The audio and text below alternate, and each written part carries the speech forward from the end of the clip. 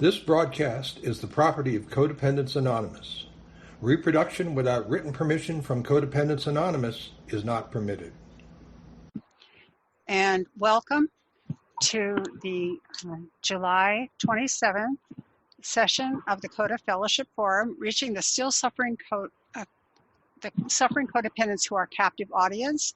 Our presenters today will be Lou and Kathy. And let's start with the CoDA opening prayer. In the spirit of love and truth, we ask our higher power to guide us as we share our experience, strength, and hope. We open our hearts to the light of wisdom, the warmth of love, and the joy of acceptance.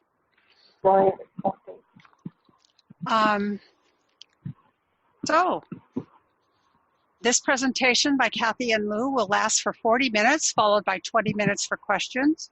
And following that, there will be up to an hour for comments and further questions off the record. I will silence people's microphones during the presentation. And when the time for questions and answers comes, you may press *6 to unmute your phone.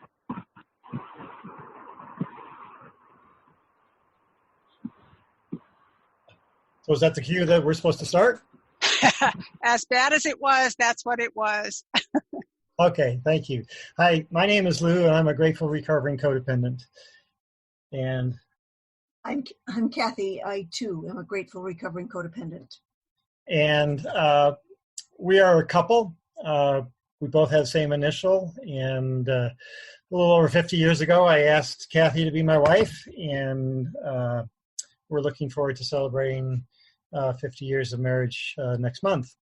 So, but we got into CoDA 14 and a half years ago. And I grew up in a home.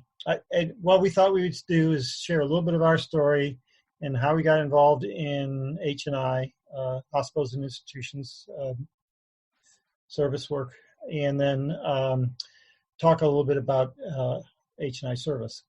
So I am going to start with my story, and I grew up in a home where I felt like I didn't fit in. And so the way I got kudos was to please the adults in my life. I would choose to volunteer to erase the chalkboards back in grade school, and so that I didn't have to go out and try to play games on the playground with my peers because I was overweight and seemed to be the brunt of a lot of teasing, and because I didn't take it well, I got teased more. And, you know, some of those coping mechanisms to please the adults in my life, I carried over into my adulthood, and I became a good people pleaser, and to the point that it was becoming a problem. I also was an enabler, and because I was trying to make other people like me so that they would pat me on the back, I felt like I could never say no if they asked me for a reasonable request, and sometimes unreasonable requests.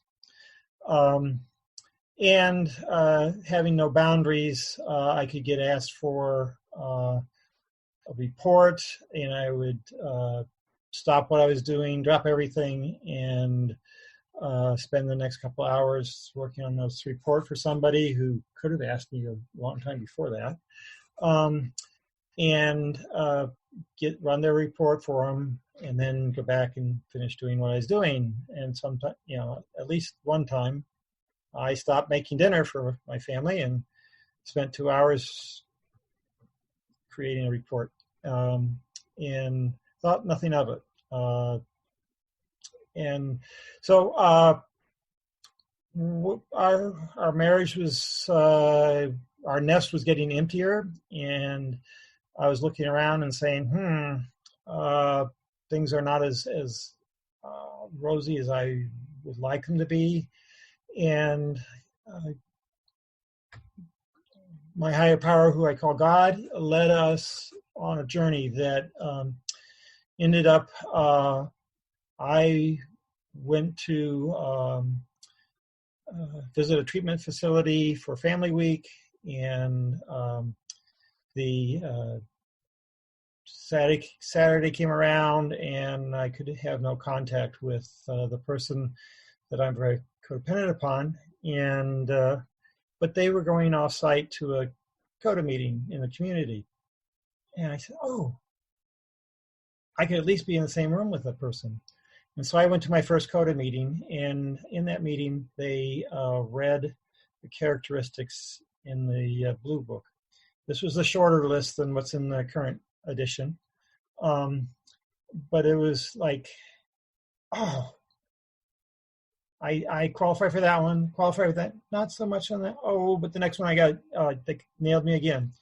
And just going down that list, I just identified with it. I was just amazed that somebody had written this, 1.5-inch book about me, and I hadn't told them. And I realized, well, maybe I wasn't terminally unique, and that I really could change. And this might be, I wanted to change, but I wasn't sure how to change, and this gave me hope. So I started attending CoDA meetings and have learned that no is a complete sentence, that I can't make other people like me, that some of the people-pleasing wasn't working, and that's control. And so fast forward a couple of years, attending meetings, we started a meeting more locally, and then with that, you can send a representative to the local intergroup. And in Illinois, the local intergroup is the VE as well, the voting entity. And so we got involved in the Illinois CoDA intergroup, and after a couple of years, we were encouraged to possibly be delegates. So we ended up going to Washington in, I think that was 2009. And we arrived for the CSC, and at that time, the first day was mostly meetings of committees trying to get ready for the CSC to start the next day. And we were encouraged by past delegates from Illinois you need to find a committee that you want to serve on. And so I tried a couple of committees, and the one that I seemed to identify most with was hospitals and institutions. And so I've been on the Hospitals and Institutions Committee since 2009, and have really enjoyed that. One of the things that I wasn't sure about was, okay, except for my experience at a Family Week in a treatment center, I was hadn't really been in a prison. I hadn't been in an institution of any other sort, or any other institution. And I was willing to help other people do that, but I was a little nervous about going into an institution. And we have in nearby a treatment center that's I'm not sure who had made the first contact, but we ended up taking a panel in. And the first time I went in to the panel, I was a little nervous. I'm not an addict. I have never tried drugs or alcohol, but I'm a codependent, And I shared my story about people pleasing. And lo and behold, there were people in that treatment center who could identify with me. And on almost every time that I've shared on a panel, somewhere either after or during the questions and answers, somebody says, "Oh, blank, now I've got something else I've got to work on." Not my substance abuse that's gotten me into my treatment center, but now I've got my codependency to work on. And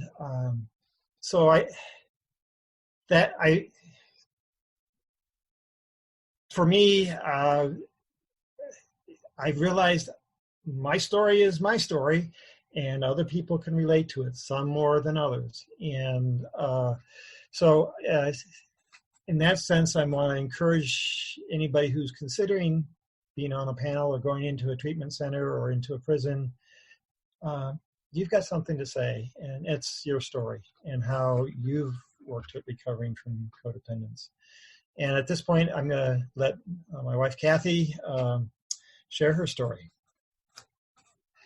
Hi, I'm Kathy, and I'm a grateful recovering codependent. I grew up in a home where I was the oldest girl in a family of 10 kids. And therefore, I had a lot of responsibility from an early age. And I learned that by doing what I was told to do and doing it well, I was praised and I was recognized, and that felt good, because when you come from a big litter, sometimes recognition is not there.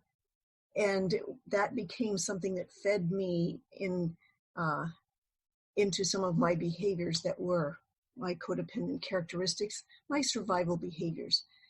I learned how to be very busy. I learned how to be very responsible, and I learned how to be rather independent of other people. And I didn't learn how to have relationships with people because of my busyness. In my early life, I really didn't have much opportunity to spend with peers and with friends. It wasn't until my junior, senior years in high school, when I went away to a boarding school, that I really had much opportunity to interact with my peers, except around activities like choir and Girl Scouts and things like that. So I was very independent, and I learned to be very busy. And in one sense, or actually in a big sense, my busyness was my way of avoiding intimacy, of avoiding relationships that I really had no idea how to deal with. And that morphed into a rather serious work addiction, which began to become something that was very uncomfortable for me when I was 57 years old. And I didn't know, I knew something needed to change, but I had no idea how to change it.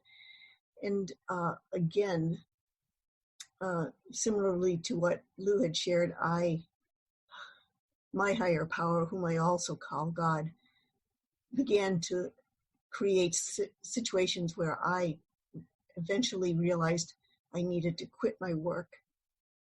And when I did, it was recommended to me that I go to an inpatient treatment program for my work addiction, and also to deal with some of my childhood PTSD, which I had been able to hold down for years. So when I went to that treatment center, I was required to go to a 12-step meeting every single day. And I didn't qualify for the other 3 12-step meetings that were being held in the facility, and so I went to CoDA. But my first meeting, the first time the preamble was read, I knew I was home. And that's when I started going to CoDA. And I went to CoDA every single day for about 12 weeks. And when I came home, I began to find CoDA meetings to attend here. And as Lou mentioned, gradually we became delegates to the CoDA Service Conference in Washington, in Seattle. And there, because I was familiar with being in institutions. I had had experience going into prisons, and I had experiences going into mental institutions and into hospitals, and in being around drug addicts. So that was not very unfamiliar to me. Also, too, I had found CoDA in an institution, and that is the primary motivator that brought me into doing service with hospitals and institutions. And I've been able to identify with addicts, even though many substance abuse addicts tend to poo-poo my work addiction. When I can describe to them what had happened to me, they realized that my addiction was a valid addiction too, so that they could identify with my story, as well as a lot of the other things that I would share when I would go in and share on panels. So that is how I became involved with hospitals and institutions. That too was in 2009, actually more 2010, but it has been a place where we have served. And thank you for listening to the story. Now I'm briefly going to outline the goals that we have set up for today.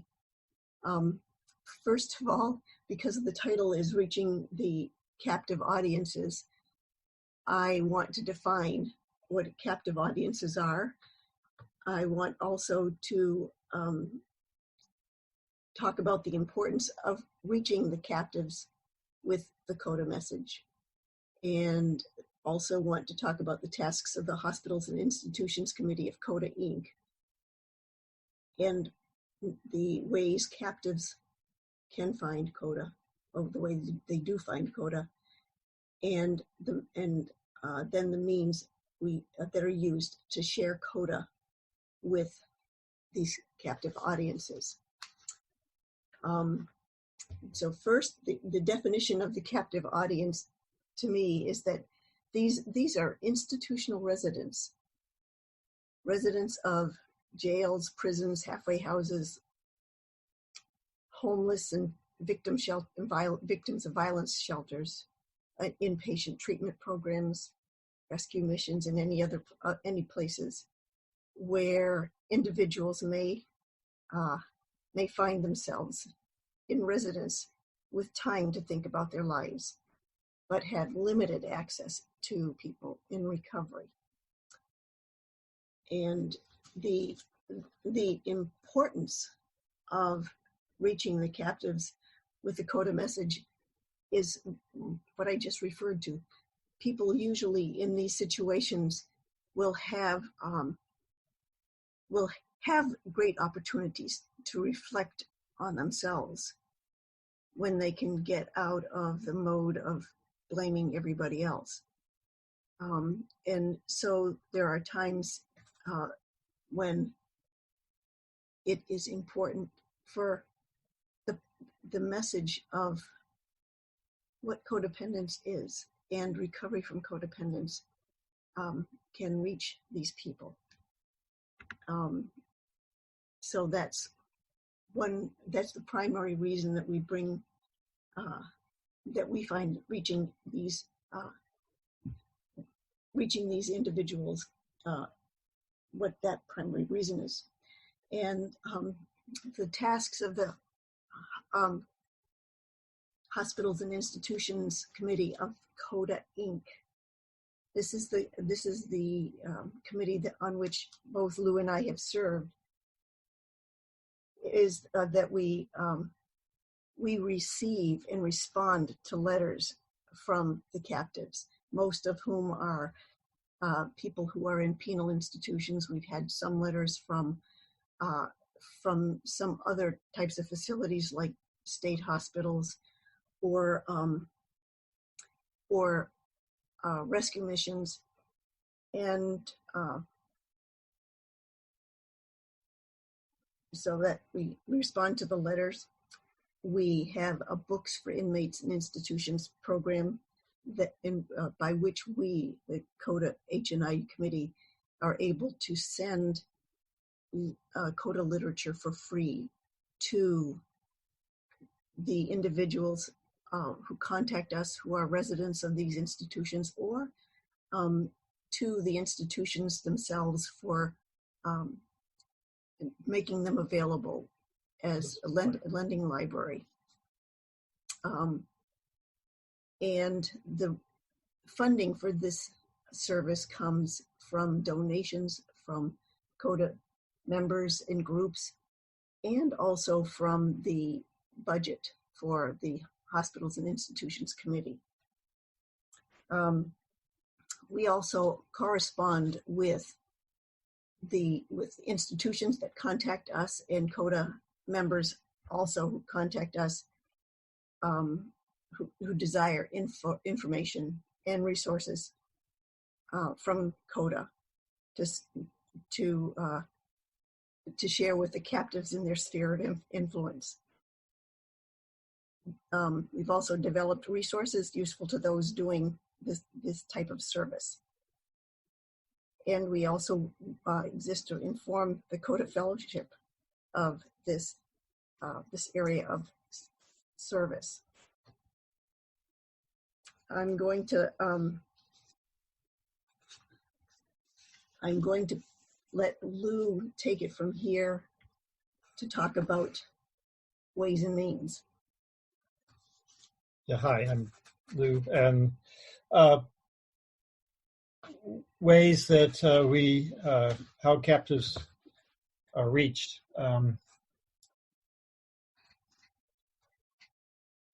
Sometimes they are reached by their counselors or people outside of Codependents Anonymous that say, you know, have you considered your codependence? You might want to consider that. And some counselors know that of the Books for Inmates program, and will encourage residents to request a literature, primarily the CoDA Blue Book or the Green Workbook. And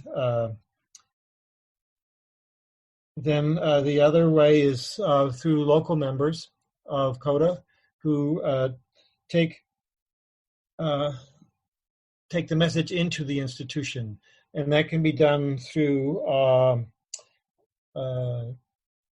variety of ways, as simple as taking pamphlets with the a label of your meeting name and meeting time on it. To some places, other institutions may not allow stickers or address labels, so you could handwrite that or on them. It depends upon the institution. Prisons usually there are some prisons that do not even allow stamps to be on the mail. It has to be a metered mail or a bought at the post office. So how do we, those are some of the ways that we get involved with institutions. We talk to them and find a contact person within the institution who either deals with the addiction recovery or is a counselor. And really the key to getting into an institution is finding the right person. And the right person varies from institution to institution. And I can't say that, I can't even say that all the prisons in Illinois you need to talk to or find the contact information for this position, because some are very tightly run by the warden, and some are, it's the counselor in the recovery services, and so it really, that's probably the trickiest and hardest thing when you're considering going into an institution. And for any of the books or workbooks, most of them need to come from a publisher. And so that's why we have the Books for Inmates and Institutions program. And we ask that the individual member of the captive audience request the literature, so that if anybody were to ask, it's not we're sending or forcing literature on somebody, it's they've requested it and we're responding to their request. So we don't respond to my Uncle Jim is in Timbuktu prison, can you send him a CoDA book? Uncle Jim needs to send us a request from him saying, I would like a CoDA book, and then we can send it to him. We can tell, his niece or nephew that have him contact us directly, and then we can send it if he's interested. And so that's the primary way of getting literature into CoDA. Okay.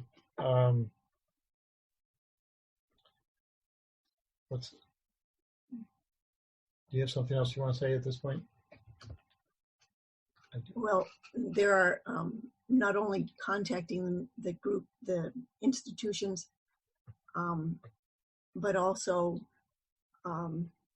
making sure that when you do so, you know that you're going to be able to understand what you want to offer. There are many different ways, detailed ways to present the CoDA message into these to these audiences. Some of them are, as have been mentioned, the literature. Some of them are taking meetings, CoDA meetings, into the institutions. And this works better in institutions where the residents are there for longer terms, more than a few weeks. And in shorter term institutions like drug rehab situations, lots of times the thing that works best is providing intermittent panels. A panel is just a meeting that's run like a CoDA meeting, but it doesn't have the sharing. Instead, it has those who are taking the message share their story briefly and then open it up for the residents to ask questions. There are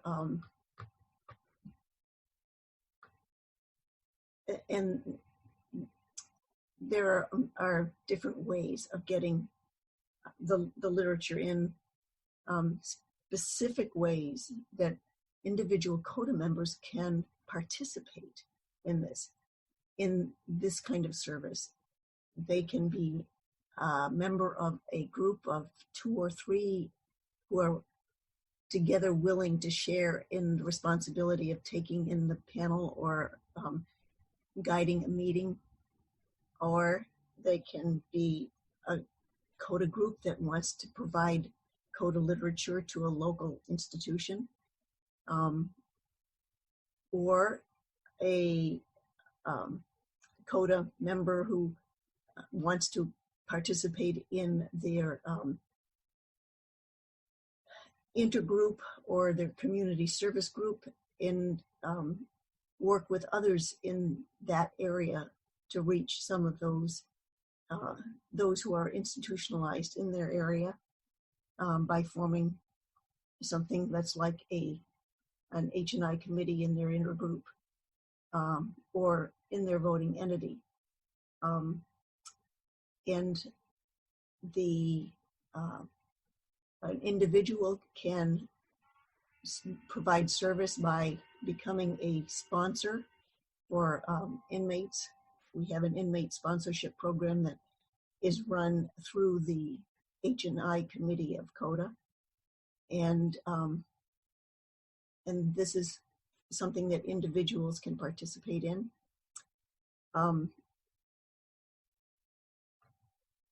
And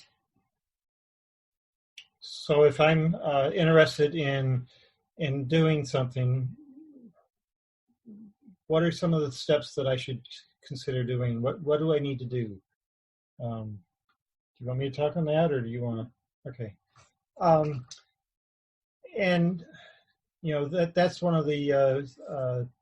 I would recommend that you go to the CoDA website, hospitals and institutions page from the www.coda.org /index.cfm/service-info/h-i-main-page/. It's the H&I main page in the service info area. And that has a lot of information that the H&I committee has put together. As you consider doing something, the first thing that you need to think about is, what are my resources? People resources, time resources, financial resources. Do I have 2 or 3 people who can do this with me, or is this something I need to do on my own? And we recommend that people who do service work in an institution have done their steps, have worked their steps, have done enough CoDA recovery so that they're not easily swayed by some of the needs of the addicts, and can set boundaries and say, that's not for me to talk about, or we're not going to go there right now, or this is a CoDA meeting, we're not going to have a sob story about something else. And so it's who's available to do it. Can you go in on a weekly basis? Do you have enough people that you could take a meeting into an institution? Or is it something that every 3 or 4 weeks you could take a panel in, or even every couple of months you could take a panel in? Or is it just primarily dropping flyers off and offering to get the flyers in the flat pack? What is CoDA? Or I like Am I Codependent? Because that lists the characteristics in it, and that's a favorite for panels when I go in. So these are things that you need to take into consideration. What are my resources? And then to know that the H&I committee, hosp@coda.org, is a resource for you. We have developed our webpage. We are in the process of developing a handbook, and we also have an institutional a meeting handbook. which is, let me back up. That was a service handbook we're in the process of developing. And we have the meeting handbook, which is similar to the CoDA meeting handbook, and it's CoDA meeting handbook. It's modified to be in the institution. In an institution, they don't have money. You're not going to take a substitution donation, and so if you're going in, there are it's those that come in from outside that are going to be supporting some of the costs, and it's possible to get materials through the Books for Inmates and Institutions program, so that you have resources at the meeting. And I think we're coming up pretty much to our 40-minute deadline. Do you have anything else you want to say, Kathy, before we open up for questions?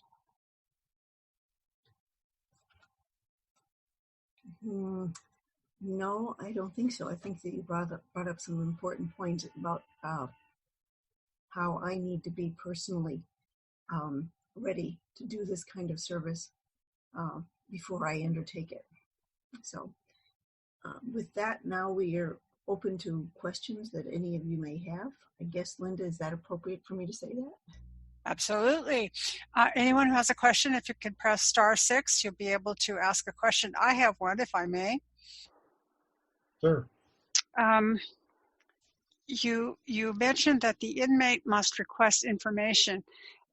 Does that mean that H&I cannot blanket all the jails in a state, all the prisons in a state with flyers and other kinds of information about CoDA, that it has to come from inside?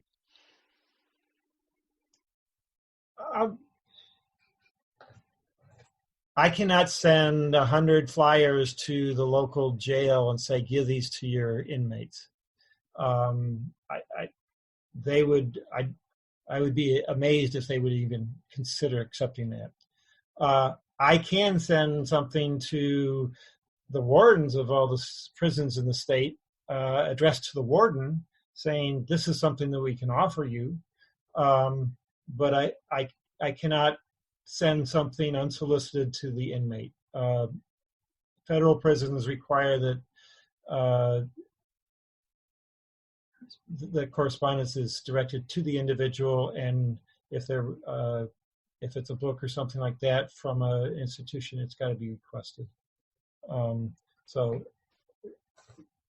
does that answer your question?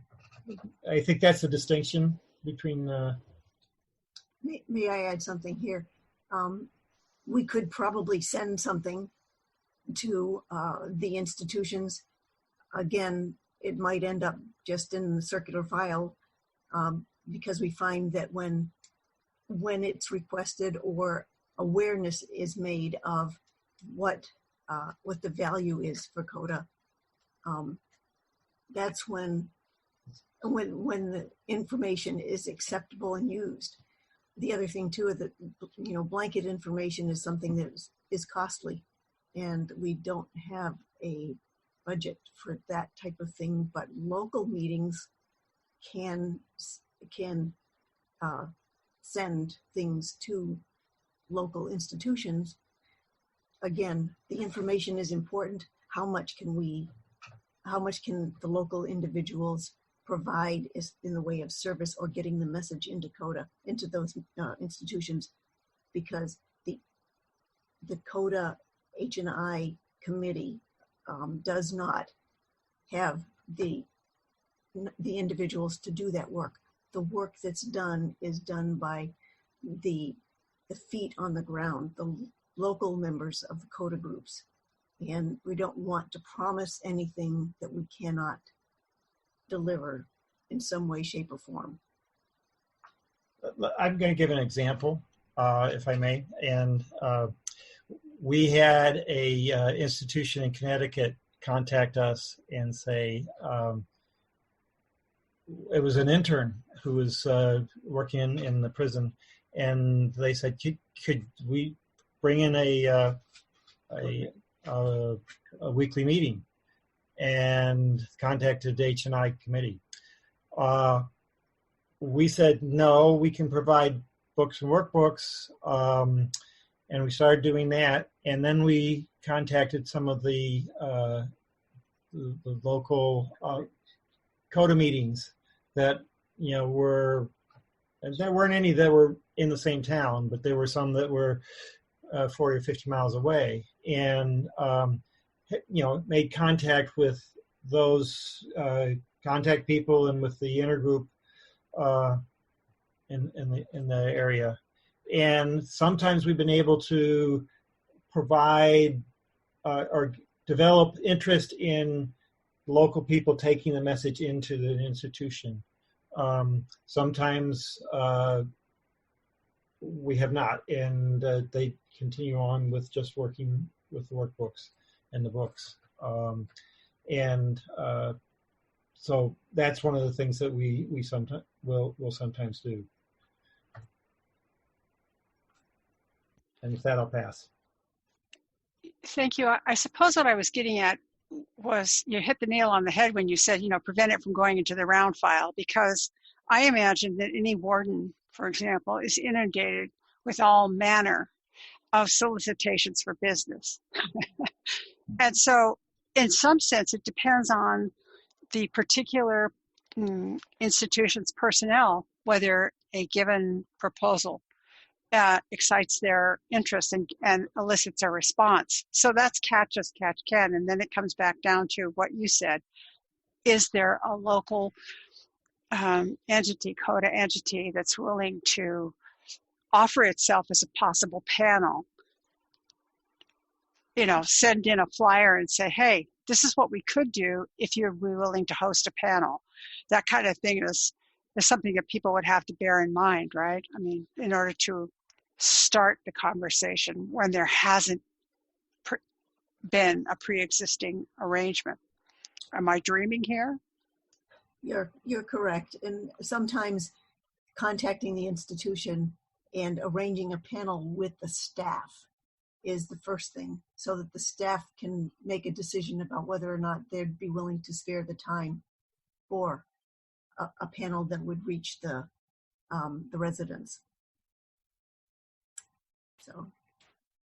Again, it's the boots on the ground that probably have a better chance of making contact with and finding out, okay, what do you need to make this decision, and offering that, as opposed to having something come in the mail without any introduction or notice of. So taking the hospitals and institutions work is really important, but it's important to come from recovering codependents, and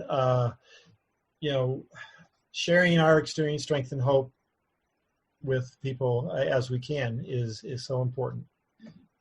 So with that, I'll pass. Any questions from other people? Thank you. If you press *6, you can ask a question. Yeah, hi, this is Dorian. I have a question. Hi, Dorian. First, I wanted to thank you both so much for all that you're doing and for sharing today. It really resonated with me, and I've been in recovery for decades, but it's I'm learning every time I hear someone share. So thank you so much.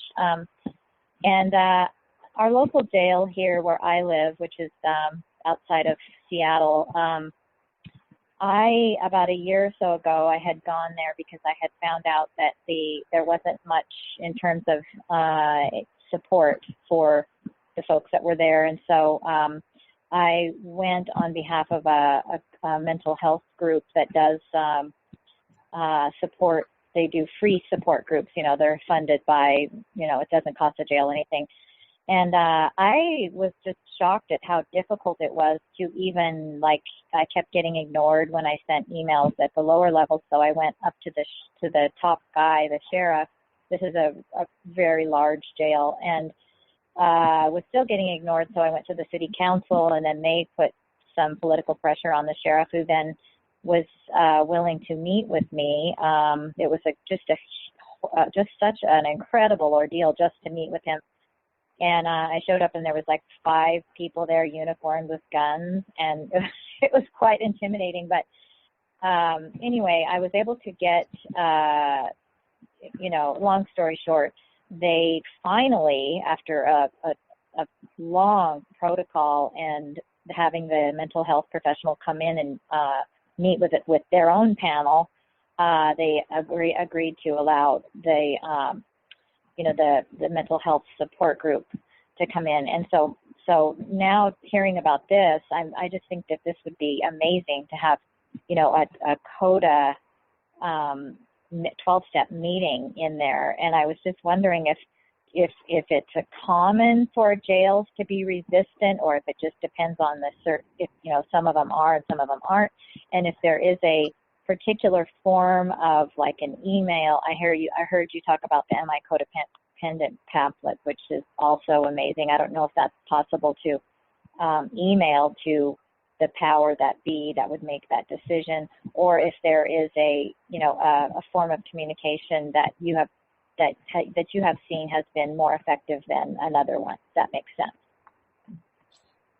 Thanks for the question.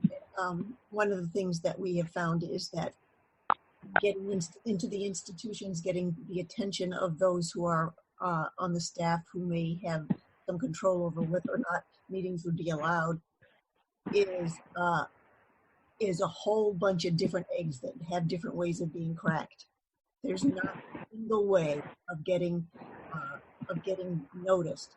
Most often, probably the experience that gets noticed most is to show up in person and ask if you can talk to somebody who is involved with the programs.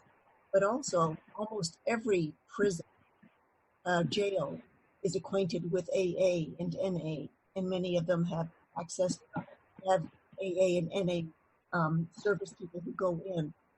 And by identifying yourself as a 12-step group, they may be a little bit more willing to listen, but there's no guarantee. There are a lot of different experiences, and the protocol, which anybody who wants to do service in a jail or a prison is generally, there's a lot of security that have to go through and make sure that you're approved to come into these facilities. So it's not a short process. Sometimes meeting a chaplain or they have counselors, mental health counselors. That's oftentimes the area where receptivity is a little greater. And the other, well, I guess it's related to this, but we find that service work is something that has seasons. We had when H and I started with the books program, the primary place was in Ohio at the Women's Reformatory, ORW, in Ohio Reformatory for Women. And we, for a long time, were sending that almost half of our book volume went there.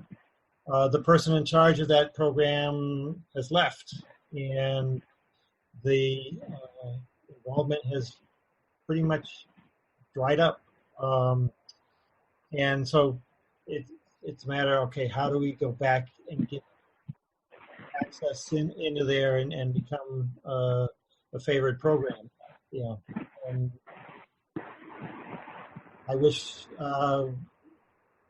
we could, put on our CoDA cape and fly in there and say, we're here to rescue. But, That's codependent. And I just, anytime you start something doesn't mean that you have to plan to do it for the next 25 years. But also, if you're going to take something into an institution, it may take you 6 months to get into a prison. So you're thinking a year or two. And I know in San Francisco, or not San Francisco, San Diego area, they've had some really wonderful experiences down there. Do you want to talk about that? Or are there other questions?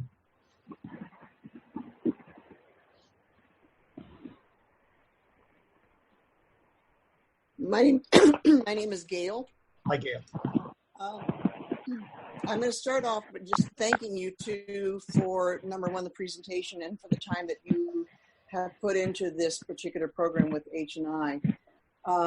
Before my CoDA life started, I was affiliated with a church, and we brought in a church-related 12-step that I didn't even know was really the basis of 12-step.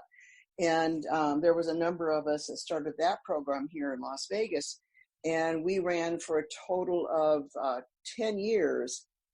But little by little, our volunteers kind of went off by the wayside. And then towards the very end of it, for the last probably 2 years, maybe 3, I was the sole participant facilitating the meetings in a recovery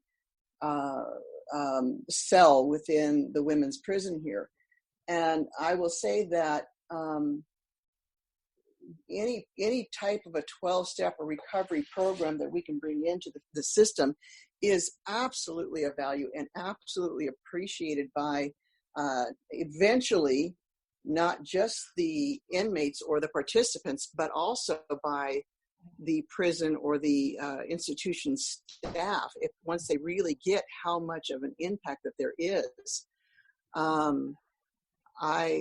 It was probably one of the most valuable things I had ever done until the point came where being there on my own week after week and having to deal with some of the transitions of the officers or whatever you want to call them, it became more of a burden than a blessing. And that's where I realized in hindsight, after I did my first inventory with CoDA, that I was giving to the extent of actually harming myself. And so that's where that importance of having, a number of people being able to do it. And the thought never crossed my mind until you guys said this, that it could be a monthly event. It could be a weekly, something like on a quarterly, monthly event where you bring in a panel of people. And that was like an aha for me. I know here in Las Vegas, we've talked a number of times as intergroup to bring CoDA into the local women's prison, but little by little, it has not ever gotten off the ground, mostly due to lack of willing participants to bring them in as facilitator. But I want to thank you guys for your work and for making it possible for them to get the materials whenever it is requested. So God bless. And with that, I pass. Thank you, Gail. Any other comments or questions? Star 6 to unmute your microphone. This is Gail. Can I add one comment I forgot? Sure. All right. So when I heard the title of today's talk, it intrigued me. And I had a whole different take on what the talk was going to be. So this was a pleasant surprise. But may I share what I thought it was going to be about? Go ahead. Sure. Because I knew it was the two of you presenting, and I know your background with H&I, but within my CoDA work with some of my sponsees, I talk about being a hostage victim of someone who is keeping them hostage in a conversation or in a whatever. And here I thought, oh my gosh, I'm going to learn about how to not be hostage to anyone else's codependency. And this is going to be awesome. And then all of a sudden it's something different. But I just thought it was funny that HP decided I still needed to be on this phone call. Thanks, Gail. Thanks. Yeah. And, you know, in that sense, many people that are in institutions and in prisons are hostages to their own codependence. And we have lifers in California that say, you know, CoDA is saving my life. You know, I am now starting to be able to care about other people and care about myself in ways that I never did. And you want to talk about San Diego? Well, do we have time to do that, Linda? You most certainly do. We are not bound to a 1 p.m. cutoff. Okay. We have found that one individual in the San Diego CoDA community had contacted one of the San Diego County jails that was near her. It was a men's prison or men's jail, and she started bringing CoDA meetings into the facility. She worked with another person for a while, and she carried a pretty big load. But what happened there is, because of the CoDA's no crosstalk rule, the inmates learned a way of communicating which included listening to the other person and then responding in a way where they were sharing from their own in I statements, that the whole tenor, the whole atmosphere of the particular pod in which they lived was changing, and disputes like what TV program was going to be shown, and who was going to sit where, were those who were dealt with using the no crosstalk rule. The inmate said, we have to go have a CoDA meeting, and without an outside facilitator, in order to get through some of those things. And the counselors in the staff were just amazed, and we found that other pods wanted the same thing. So that's just one of the stories in which we can say, and it really does make a difference, and similar to what Gail had mentioned, that makes a difference to those who are participating, but eventually it makes a big difference to those who work with them. So that's my story. Thanks. Sally wanted to ask a question. Hi, this is Sally. Hi, Sally. I just wanted to thank you for your presentation. It's extremely eye-opening. We have a very large homeless shelter in my town and also a very large rehab hospital. We don't have any institutions that close. And so I was wondering what you thought, especially since the homeless shelter is pretty variant with people coming and going, but the rehab hospital could be anywhere from 72 hours to weeks and months. And if I wanted to get in touch with somebody, which direction would I go? To the hospital is twined with a larger hospital here in my town. So it's kind of like a little spoke of the larger hospital.